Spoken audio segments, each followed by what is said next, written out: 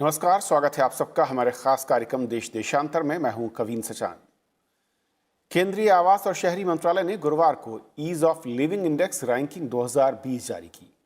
देश के 10 लाख से ज्यादा आबादी वाले शहरों में रहने के लिए बेंगलुरु सबसे अच्छा शहर माना गया। वहीं 10 लाख से कम आबादी वाले शहरों में शिमला सबसे अच्छा शहर माना गया। इस सर्वे में 32,20,000 लोगों ने अपनी राय जाहिर की या रखी। खास बात यह है इस सर्वे के बाद कि देश की राजधानी दिल्ली इन दोनों ही कैटेगरी में टॉप 10 पर नहीं पहुंच पाई और वो 13वें नंबर पर ही पहुंच सकी। देश के 111 शहर में ये सर्वे हुआ और इन शहरों को 2 कैटेगरी में बांटा गया था। पहली कैटेगरी में वो शहर थे जिनकी आबादी 10 लाख से ज्यादा है और दूसरी कैटेगरी उन शहरों की थी जिनकी आबादी 10 लाख से कम है। और इस कैटेगरी में मुख्य तौर पर 3 पिलर्स थे और इन्हीं पिलर्स के रहने की, यानी कि कहा जाए कि गुणवत्ता रहने की क्या है, जिसके लिए रैंकिंग में 35% अंक रखे गए थे। दूसरा पिलर था आर्थिक योग्यता और इसके लिए 15% अंक, और विकास की स्थिरता कैसी है इसके लिए 20% अंक, और बाकी 30% अंक लोगों की राय पर आधारित थे। जबकि 49 इंडिकेशंस के आधार पर ये रैंकिंग तय की गई। इन शहरों में ये बात देखी गई कि इनकी रहने की गुणवत्ता किस स्तर की है और साथ ही जो विकास के काम हुए हैं उसका लोगों के जीवन पर क्या असर पड़ा है या फिर पड़ रहा है। आपको बताते चलें कि इस रैंकिंग की शुरुआत 2018 से हुई थी। तो आज अपने कार्यक्रम में समझेंगे कि असल में देश के अंदर, चाहे वो 10 लाख से ज्यादा आबादी वाले शहर हों या 10 लाख से कम आबादी वाले शहर, वहां पर रहने की स्थिति और सुरक्षा या जो दूसरे मानक हैं वहां पर हम किस तरीके से तरक्की करते हुए नजर आए हैं। कौन से राज्य या शहर ऐसे हैं जो पहले अच्छे थे और क्यों वो पिछड़ते जा रहे हैं, और क्या पैमाने पर अगर हम देखें तो दुनिया के लेवल से हमारे ये शहर कितने आगे, कितनी बराबरी पर या कितने पीछे छूटते हुए नजर आते हैं। हमारे साथ 2 खास मेहमान हैं। शंकर अग्रवाल साहब हैं, former secretary ministry of housing and urban development government of India में रहे हैं। आपका स्वागत है सर। डॉक्टर अमित कुमार सिंह हमारे साथ हैं, असिस्टेंट प्रोफेसर हैं, centre for urban studies IIPA से। आपका भी स्वागत है अमित जी। शुरुआत शंकर सर मैं आपसे करना चाहूँगा कि जब 2020 की इस रैंकिंग को देखते हैं, क्योंकि आपका एक लंबा अनुभव रहा है और जब इस तरह के प्रोजेक्ट की शुरुआत हुई थी, कितना बदलाव, और ये बदलाव अगर पॉजिटिव मैं कहूँ, क्या कुछ नजर आता है? देखिए, एक तो पहली चीज हमको ये रिकॉग्नाइज करनी चाहिए कि जब भी हम शहरों में प्रतिस्पर्धा, कंपटीशन की भावना क्रिएट करते हैं तो एक डेफिनेट इंप्रूवमेंट आता है, क्योंकि हर ऑर्गेनाइजेशन ये कोशिश करता है कि मैं दूसरी ऑर्गेनाइजेशन से आगे बढ़ूं। जैसे ये प्रतिस्पर्धा चालू की गई, basically the quality of living के लिए, कि जो आपने कहा कि लिविंग की गुणवत्ता कैसी है उसके बारे में। तो पहली चीज तो मैं ये कहूंगा कि I am very happy that the government has initiated this exercise and is going to be a very useful exercise. अब आपने कहा कि इसमें किस प्रकार का परिवर्तन आया। अगर आप जैसे खुद ही कह रहे थे, प्राइमरीली अगर कहीं भी हम रहते हैं तो उसके रहने की गुणवत्ता किस पर निर्भर करती है। पहली चीज है the quality of education which our children can get in that particular town और सिटी, कि हमारे बच्चों को किस गुणवत्ता की शिक्षा मिल सकती है। आप दिल्ली में देखें तो आसानी से बच्चों को एडमिशन ही नहीं मिलता। हमें कोशिश करनी होगी कि हर बच्चे को irrespective of the marks of 10 उसको अच्छी गुणवत्ता की शिक्षा मिल सके। हो सकता है कि उसका एडमिशन एक पर्टिकुलर स्कूल में नहीं हो सके, एक पर्टिकुलर कॉलेज में नहीं हो सके, लेकिन ऐसा नहीं हो कि उसको अच्छी गुणवत्ता की शिक्षा ना मिल सके, उससे वंचित ना किया जाए। Secondly, health services. हम कोई भी जगह पर हो, किसी भी आर्थिक स्थिति में हो, गरीब हो अमीर हो, हर व्यक्ति का ये राइट होना चाहिए कि अच्छी गुणवत्ता की, एंड जब हम गुणवत्ता कहते हैं कॉस्ट एफिशिएंट हो। अगर आप देखेंगे बहुत सारे लोग बाग गरीबी की रेखा में प्रवेश कर जाते हैं ओनली बिकॉज कि उनके यहाँ पे उनके परिवार में कोई व्यक्ति बीमार हो जाता है और उस बीमारी को ठीक करने में they have to spend huge amount of money and बहुत ज्यादा चक्कर लगाने पड़ते हैं, and in spite of all that बड़ा सब ऑप्टिमल ट्रीटमेंट ही मिलता है। तो एक दूसरी चीज हो गई कि जो चिकित्सा की जो सेवाएं हैं वो अच्छी गुणवत्ता की और कॉस्ट एफिशिएंट हो, एक रीजनेबल कॉस्ट में होनी चाहिए, बहुत कम कॉस्ट में आनी चाहिए। तीसरी आवास की, अगर आप देखें जैसे पुणे की बात आपने की, बैंगलोर की बात की, आपने अहमदाबाद की बात की, जो 10 लाख से ऊपर के शहर हैं और उनके नाम शुरू के 2-3 शहरों में आते हैं। 10 लाख से नीचे वालों में शिमला में। इन तीनों में अगर देखें आप, एजुकेशन पे, चाहे हेल्थ सर्विसेज पे, और थर्ड आवासीय, they are far far better than many other towns including Delhi. Delhi में बहुत सारे लोग माइग्रेशन के जरिए से आते हैं, यूपी से आते हैं, बिहार से आते हैं, बाकी और प्रांतों से आते हैं, और जो लोग गरीब होते हैं उनके पास आवासीय सुविधाएं बहुत कम होती हैं। आवासीय सुविधाएं does not mean only a shelter, it includes access to good quality water supply, it means good access to good quality electric supply, it means access to good quality social institution like छोटा मोटा club हो या park हो या that kind of thing। ये जितने आपने शहर बताए हैं, जो उन शहरों में जो शुरू के 4-5 शहरों में आए हैं जी, पूरे जनसंख्या को देखते हुए वहां पे काफी इम्प्रूवमेंट है as compare to towns like Bombay. Bombay में आपको देखते हैं जगह नहीं है, क्राउड ज्यादा बढ़ रहा है, we have not been able to create that kind of housing stock which is required even in terms of education, in terms of health services। हमें उस तरह की गुणवत्ता की हम चीज नहीं प्रोवाइड कर पाए जितने की ये बाकी शहर कर रहे हैं, और इसीलिए ये बाकी शहर इन स्टैब्लिश शहरों से, वो चाहे चेन्नई हो, चाहे वो कलकत्ता हो, चाहे दिल्ली हो, चाहे बॉम्बे हो, इनसे आगे निकल गए। लेकिन शंकर सर, क्योंकि जो पैरामीटर हैं, मैं अगर उनको थोड़ा सा और अगर मैं दर्शकों के नज़रिए समझूं, क्योंकि थोड़ा सी हैरानी होती है जब इस इंडेक्स को देखते हैं कि दिल्ली जैसे राज्य या फिर उत्तर प्रदेश की हम बात करें या बिहार की बात करें, अगर हम 10 लाख से अधिक आबादी वाले शहरों की बात करें, और 10 लाख से ज़्यादा आबादी वाले शहरों की संख्या उत्तर भारत के राज्यों में काफ़ी ज़्यादा है, लेकिन उसके बावजूद टॉप 10 पर वो नंबर्स, वो नाम नज़र नहीं आते हैं। इसके बाद मैं अगर 10 लाख से कम आबादी के शहरों को देखता हूं लिस्ट में जो इस बार हैं, वहां पर भी ये राज्य जो है ऐसा लगता है कि हाशिए पर हैं। क्यों? जैसे कि मैं आपको बताता, सबसे पहली बात है गवर्नेंस। तो जैसी क्वालिटी ऑफ गवर्नेंस होगी, और गवर्नेंस मींस व्हाट, गवर्नमेंट का बेसिक काम है उस व्यक्ति और उस समुदाय की रक्षा करना जो सबसे ज्यादा निरी है, मतलब गरीब आदमी की। अनफॉर्चुनेटली, जैसे मैं भी आपको बता रहा था, आप दिल्ली जैसी जगह में रहते हैं, आप दिल्ली में देखिए, अगर कोई गरीब का बच्चा तो अच्छी क्वालिटी की एजुकेशन प्राप्त करने के लिए उसके बच्चे का एडमिशन नहीं होगा। अगर उसको हम कितने भी कहते हैं थोड़ा बहुत एरिया छोड़ दीजिए जो ल्यूटीन बंगलो जोन है या जो ज्यादा डेवलप दिल्ली का है, लेकिन अगर पेरिफेरल एरिया देखेंगे आप दिल्ली का, तो वहां पे चिकित्सीय सुविधाएं भी बहुत कम है। Same is the case in Bangalore, in Bombay and Chennai and Calcutta. Though over a period time there has been huge improvement, पर रिलेटिवली जो बाकी शहर हैं उन्होंने ज्यादा तरक्की की है as compare to Delhi. Secondly, एक और क्या बात है, जो माइग्रेशन, जितना माइग्रेशन दिल्ली में है उतना माइग्रेशन बैंगलोर और अहमदाबाद में नहीं है। बैंगलोर में माइग्रेशन है, लेकिन कौन माइग्रेशन करते हैं अगर आप देखेंगे, आईटी कंपनी वाले, जो रिलेटिवली ज्यादा पढ़े लिखे लोग आ गए, ज्यादा प्रॉस्परस लोग आ गए। On the other hand Delhi में जो लोग बाग जैसे माइग्रेट कर रहे हैं वो कौन लोग हैं, मजदूर हैं, semi skilled kind of people हैं। तो उसके लिए हमें ज्यादा सेंसिटिव होना पड़ेगा, उनके लिए हमें आउट ऑफ द वे जाके उनकी मदद करनी पड़ेगी। आपने खुद देखा होगा जब ये लॉकडाउन हुआ, सबसे ज्यादा जो पलायन हुआ लोगों का, और सबसे ज्यादा जो आई वुड से दुर्दशा हुई, वो अधिकतर उन लोगों की हुई जो दिल्ली या इस तरह के लोगों, किस तरह के शहर में, दिल्ली में, मुंबई में प्राइमरीली, या जो नॉर्थ इंडियन टाउन्स हैं।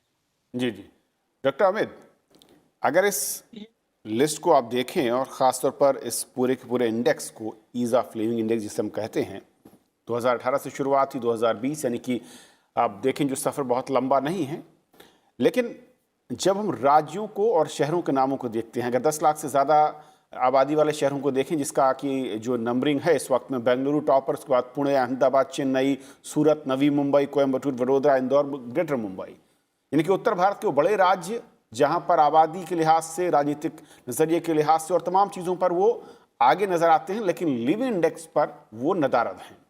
कुछ यही तस्वीर छोटे राज्यों की, छोटे आबादी वाले यानी 10 लाख से कम आबादी वाले शहरों की नजर आती है। जैसे कि कहा अग्रवाल साहब ने कि गवर्नेंस एक बड़ा इशू है, लेकिन दिल्ली जैसे राज्य में अगर हम देखें, यहाँ पर मूलभूत अगर सुविधाओं की बात करें या फिर जो पैरामीटर हैं, वहाँ पर कई बार अलग अलग जो सर्वे होते हैं वो टॉप 5, टॉप 10 में नजर आते हैं, लेकिन फिर इस इंडेक्स से बाहर क्यों? ये किस तरीके से इसे देखा जाए? दिल्ली के साथ सबसे बड़ी समस्या क्या है कि जैसे अभी सर ने भी कहा कि दिल्ली में जो माइग्रेशन का है, जो रूरल पीपल का है, जो अर्बन पुअर पीपल का इनफ्लो है, वो लगातार बढ़ता जा रहा है। दूसरी चीज क्या है कि हमारे पास दिल्ली जैसे इतने बड़े शहर में इन माइग्रेंट पॉपुलेशंस के लिए आवास की व्यवस्था नहीं की गई है। दूसरी चीज है कि अधिकांश जो हमारे इलाके हैं अनप्लान्ड जोन में आते हैं। ऑलमोस्ट अगर आप देखें तो ऑलमोस्ट 55 to 60% है जो अनऑथराइज्ड कॉलोनी में लोग रहते हैं। और इन कॉलोनीज में अगर आप देखेंगे जो इंडेक्सिंग किया गया है, इसमें जो आपके 14 कोर सेक्टर लिए गए और 50 इंडिकेटर्स लिए गए हैं, उसमें मैक्सिमम इंडेक्स में उनकी अगर आप लेवल देखेंगे तो वो काफी खराब है। जैसे अर्बन स्पेस जो आप कहते हैं वो बिल्कुल कम है अनऑथराइज्ड कॉलोनी में। सड़कों की व्यवस्था काफी खराब है। जो वाटर का कनेक्टिविटी है वो बहुत इलाकों में अभी भी सही नहीं है।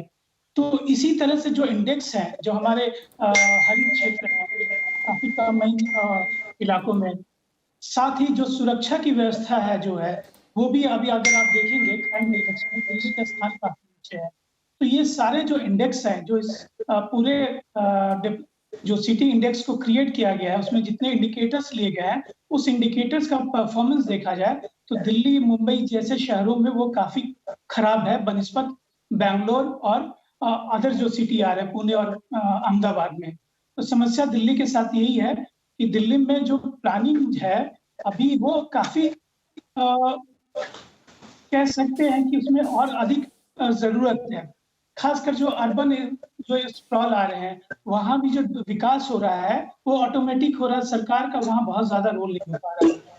अच्छी कॉलोनियां काटी जा रही है, वहां पर बिल्डर्स आते हैं, प्राइवेट बिल्डर्स आते हैं, अपने घर क्रिएट कर देते हैं, प्लॉटिंग कर देते हैं, वहां पर पहले बेसिक सुविधाएं नहीं दी जाती है और घर बन जाते हैं, लोग बसना स्टार्ट कर देते हैं, बाद में फिर जाके म्यूनिसिपैलिटी जाती है। तो इस तरह से जो सुविधाएं जो मिलनी चाहिए, मूलभूत सुविधाएं मिलनी चाहिए प्लानिंग वे में, योजनाबद्ध तरीके से, वो दिल्ली में मिसिंग होती है।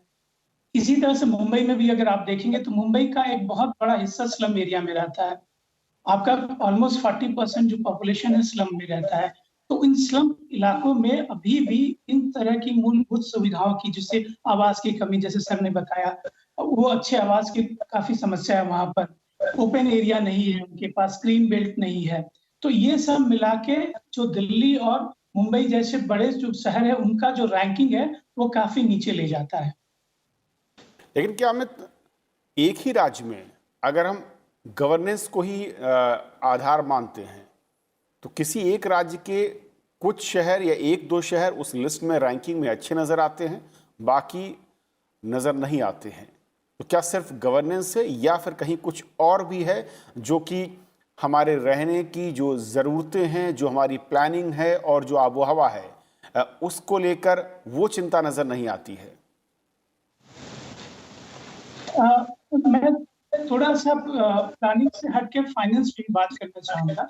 अगर आप देखेंगे जो हमारे जो डिफरेंट अर्बन स्कीम्स है या जो म्यूनिसिपैलिटी की जो इन्वेस्टमेंट की कैपेसिटी है, विभिन्न योजनाओं को लागू करने में आर्थिक जो क्षमता है उनकी अभी भी काफी कम है। मैक्सिमम जो शहर है अभी भी अपने जो स्कीम्स है, अर्बन मिशन स्कीम्स है या अदर डेवलपमेंट एक्टिविटीज है, उसके लिए या तो केंद्र सरकार के फंडिंग पर डिपेंड करते हैं या राज्य सरकार के फंडिंग पर डिपेंड करते हैं। अभी ये नीति आयोग ने पिछले कुछ दिनों पहले एक रिपोर्ट जारी की थी जिसमें कहा था कि जो शहरों में मूलभूत सुविधाओं के विकास के लिए ऑलमोस्ट 40 ट्रिलियन मतलब डॉलर की जरूरत पड़ेगी। लेकिन अगर आप इन म्यूनिसिपैलिटीज का रेवेन्यू कलेक्शंस देखेंगे, उनका इंटरनल रिसोर्स देखेंगे तो हार्डली 1.8 ट्रिलियन करीब आता है। तो अगर आप देखेंगे जो रिसोर्स गैप है वो बहुत बड़ा है। हमारे म्यूनिसिपैलिटी के पास गवर्नेंस एक इशू है, लेकिन अगर वो इशू वहां भी आता है कि वो अगर कुछ स्कीम बनाना भी चाहते हैं, कुछ डेवलपमेंट एक्टिविटीज करना भी चाहते हैं, तो उनके पास फंडिंग की कमी रह जाती है। यहीं पर आप अगर देखेंगे नॉर्थ और साउथ के शहरों में डिफरेंस आ जाता है। साउथ के शहरों में अगर आप देखेंगे उनकी आर्थिक स्थिति बनिस्बत नॉर्थ के शहरों से ठीक है, अगर आप कंपैरिजन करेंगे तो इसी लिहाज से दक्षिण के शहर अपने नागरिकों के लिए अच्छी मूलभूत सुविधा कंपैरेटिवली तुलनात्मक तौर पे अच्छी मूलभूत सुविधाओं देने में सक्सेसफुल होते हैं, जबकि जैसे उत्तर प्रदेश, बिहार, अगर आप बिहार की बात करें, बिहार में अभी भी अर्बनाइजेशन लेवल 10% 11% है, और वो वहां पर जो शहरों का विकास हुआ है वो ऑलमोस्ट माइग्रेशन के बेस है। रूरल पॉपुलेशन वहां पर अपने घर बनाते हैं और वो शहरों के तौर पर डेवलप हो गए हैं। म्यूनिसिपैलिटी के पास कैपेसिटी नहीं है कि वो शहर में मूलभूत सुविधाओं के लिए, विकास के लिए खर्च कर सके। तो गवर्नेंस के साथ साथ फाइनेंशियल जो इश्यूज है नॉर्थ के शहरों का, वो भी एक महत्वपूर्ण कारण है इन शहरों का जो इंडेक्स में लो आने की। शंकर सर, तो अगर मैं आसान शब्दों में कहूं, अगर मैं गलत नहीं हूं, कि जो उत्तर भारत के शहर हैं वो कंपेयर टू दक्षिण भारत के शहरों के मुकाबले रहने लायक नहीं है। अब ये कहना थोड़ा मुश्किल होगा कि रहने लायक नहीं है, पर सर्टेनली जो हम बात कर रहे थे कि जो लिविंग जो इंडेक्स है, ईज ऑफ लिविंग, उसमें सर्टेनली नीचे है। अगर नहीं सर, मैंने जानबूझ के इसलिए कहा कि रहने लायक नहीं है क्योंकि 100 नंबर का अगर एक क्राइटेरिया हमने बनाया है और टॉप रैंकिंग जिन शहरों की है वो 66% या 60% या 55% के आसपास हैं। उत्तर भारत के राज्यों को मैंने देखा, जो 110 की लिस्ट है उसमें ज्यादातर राज्य 40% के नीचे, यानी कि पासिंग मार्क्स के करीब नजर आते हैं। हम इसको ये कहें कि अगर आप उत्तर भारत के शहरों में रहेंगे तो शायद उतने प्रसन्न नहीं रहेंगे जितने कि आप दक्षिण भारत के शहरों में जब रहेंगे तो शायद ज्यादा प्रसन्न रहेंगे। एक बात और मैं कहूं, जो आपने कहा विद इन द स्टेट जी गवर्नेंस एक ही तरह की है, लेकिन क्या है, एक तो लोकल लेवल की जो गवर्नेंस है उसके ऊपर डिपेंड भी बहुत कुछ करता है। इसके साथ साथ दो और पहलू है, एक जो आपने बताया आर्थिक उसकी स्थिति कैसे है, लोकल म्यूनिसिपैलिटी, एंड थर्ड जिसको मैं नंबर 2 पे रखना चाहूंगा वो है वहां के लोगों पे, वहां के अधिकारियों की और तकनीकी कर्मचारियों की जो क्षमता है। एक्चुअली सबसे ज्यादा डिपेंड करता है हमारी कैपेसिटी बिल्डिंग के ऊपर। अगर जो हमारे municipal commissioners, engineers, sanitary supervisor, sanitary officers, इन सब लोगों में उस प्रकार के टाउन प्लानर, अगर वो क्षमता नहीं है तो हम कुछ भी कर लेंगे, बहुत ज्यादा विकास नहीं हो पाएगा। अनफॉर्चुनेटली अगर आप देखेंगे दक्षिण भारत में कैपेसिटी बिल्डिंग पे बहुत अच्छा काम हुआ है और उत्तर भारत में कैपेसिटी बिल्डिंग पे उतना अच्छा काम नहीं हो पाया है। और उसका यही कारण है कि अगर हम जो प्लान भी बनाते हैं, जो अभी बात कर रहे थे, स्लम्स आएंगे जो कि माइग्रेशन होगा, लेकिन अगर अच्छी हम प्लानिंग करें तो डेफिनेटली बहुत सारी समस्याओं को हम पहले से सोच के उनके बारे में एक विजन क्रिएट करके निश्चित रूप से हम अच्छी प्लानिंग कर सकते हैं और उनकी डिफिकल्टीज को, आवश्यकताओं को हम सबस्यूम कर सकते हैं उसमें, उस प्लान में। वो क्षमता को हमें हर व्यक्ति को, अगर मैं खुद काम किया है म्यूनिसिपैलिटीज वालों के साथ, कुछ छोटे छोटे कार्यों को भी एग्जीक्यूट करने में बहुत मुश्किल होती है, बिकॉज हम लोगों ने कभी एफर्ट नहीं किया। और basically failure on the part of bureaucrats है, primarily and the municipal commissioner है, that they did not put focus on building capacities among the workers and officials of the municipal and the local bodies and the development authorities. लेकिन क्या Shankar sir, जो प्रशासनिक दक्षता है वो इस कदर मैं कहूँ कि कमज़ोर होती नज़र आ रही है, जिनकी परफॉर्मेंस कमज़ोर हैं, या फिर राजनीतिक जो अप्रोच है आम जन के जो जीवन स्तर को सुधारने या उसकी जो मूलभूत ज़रूरतें हैं उसको एट क्वालिटी पे के लेवल पर लाने को लेकर, ये दोनों का जो मिलन है, इन दोनों का जो कॉम्बिनेशन है वो कमज़ोर है? मैं इसको राजनीतिक फेलियर ज़्यादा नहीं मानूंगा, rather it's an administrative failure. क्या हुआ कि over a period of time somehow because बहुत सारी इंक्वायरी चालू हो जाती हैं, छोटे छोटे कामों में कोई गलती हो गई तो अफसर्स के खिलाफ कोई चार्जशीट चालू हो जाती है, तो लोग बहुत डिस्करेज हो जाते हैं। अगर आप देखेंगे ये प्रवृत्ति नॉर्थ इंडिया में बहुत ज्यादा है। तो जितने एडमिनिस्ट्रेटर्स हैं, ब्यूरोक्रेट्स हैं, उन लोगों ने काम करना एक तरह से बंद कर रखा है। वो ये सोचते हैं कि जब तक एज़ लॉन्ग एज़ उनके ऊपर बहुत कोई कड़ा डंडा नहीं पड़े तब तक वो काम नहीं करेंगे, या उतना ही काम करेंगे जिसमें उनके ऊपर कोई ये नहीं कह सकता है कि कोई गलत काम हुआ। हमें रिस्क लेने की क्षमता को बढ़ाना पड़ेगा।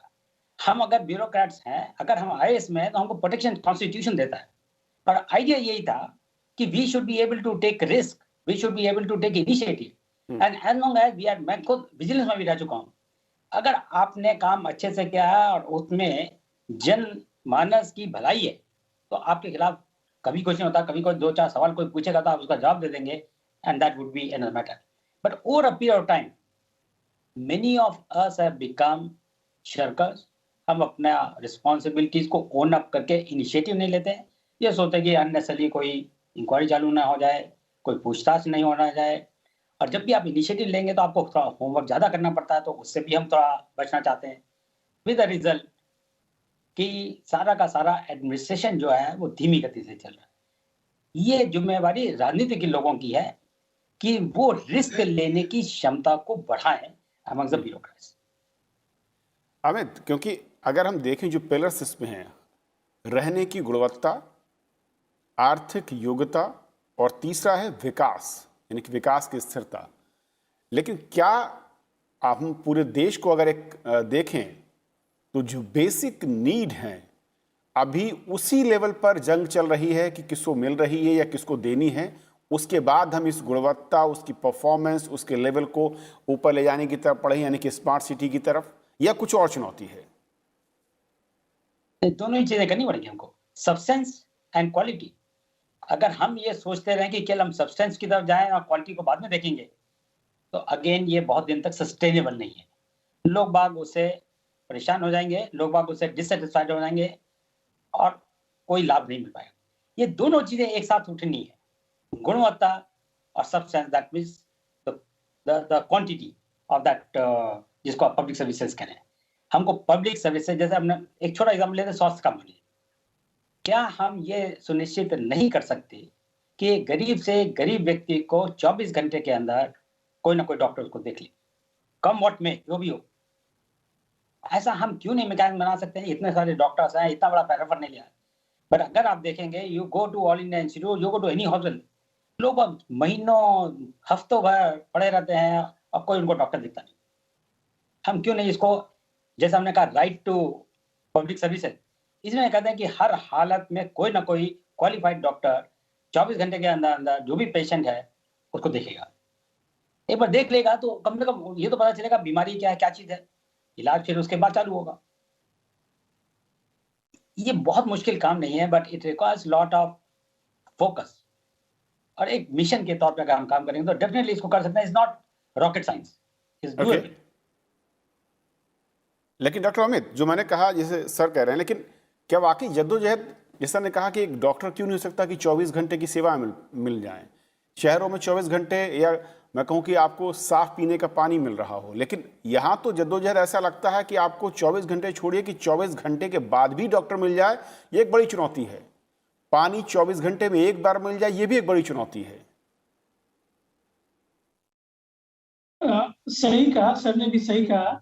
हमारे शहरों की समस्या क्या हो रही है कि जो सर्विस डिलीवरी है, हम प्लानिंग तो अच्छा कर लेते हैं, लेकिन जो सर्विस डिलीवरी है वो हमारा बहुत पुअर है। और उसका एक और भी रीजन है कि हमारे पास जो विभिन्न एजेंसीज हैं, जो मान लीजिए जो वाटर सप्लाई है वो किसी और डिपार्टमेंट के पास है, म्यूनिसिपैलिटी कोई और करता है, तो जो विभिन्न पैरास्टेटल एजेंसीज है उनके बीच भी कोऑर्डिनेशन की कभी काफी कमी आ जाती है।